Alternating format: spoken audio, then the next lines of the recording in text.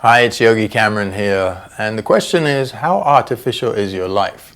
Now, nature is the great teacher, and it's what keeps us fresh, young looking, vibrant, because it gives us everything we need.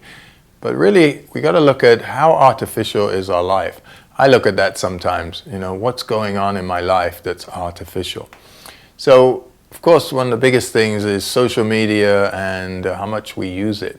It's a really artificial way of interacting unless we're on there for a little bit. Because once we're on there so much, it creates a lot of social problems for us. Because we're interacting with words only. And words can get misconstrued and misunderstood and all those kind of things. But this interaction, we need to have live interaction. The social media side of it is good to a point that it doesn't become imbalanced. It doesn't become a way of life for us. It doesn't take over everything. So we check in, we write a few things, we interact, we create community, but then we go about our business and get on with our life, and then we come back a little bit more maybe later on. So I tend to do a little bit in the morning, a little bit at night, and then I'm done. So I interact, have some good social time with people, but it's also minimum. It's 10 minutes here or 20 minutes there. It's no more than that, because we don't want to spend all the time interacting in an artificial way when we should be interacting in a more natural way, hearing each other's voices and seeing each other. And then on the phone and the computer, if you're spending a lot of time on the phone and the computer, you're entering a very artificial environment. Also the TV. Why? Because they're all electronics. They really affect us in a bad way.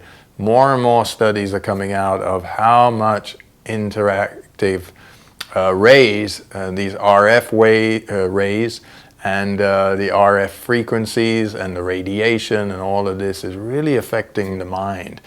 The body is getting sick from it, but it's really the mind that's suffering, because our mind is the master gland which needs to be focused on what it's doing. But we can't focus when from the outside we're getting interference. You know how you talk on your phone? Sometimes there's scratching, there's interference, you lose reception. There's too much interference, so you can't talk. It's the same thing going on in our brain. We have natural waves, we have energy, all of these channels in the body. They all need to be clear and they all need to be energetic. And all these rays are kind of putting a damper on it. They're weighing it down. So they can't perform, and we can't perform properly. So that's another way our life is very artificial. And then when we fly, so I fly quite a bit, and I go here and there, teach. And what I do is I take breaks. I really take care of myself, because flying is also an artificial thing. It's not natural to be 40,000 feet up in the air in a capsule where there's a lot of radiation again. Because when we're that high up, the radiation is more in the atmosphere. So these are very artificial things we're doing. What you got to do and what I've got to do is look in our life and say, how much interaction am I having with all this artificial stuff?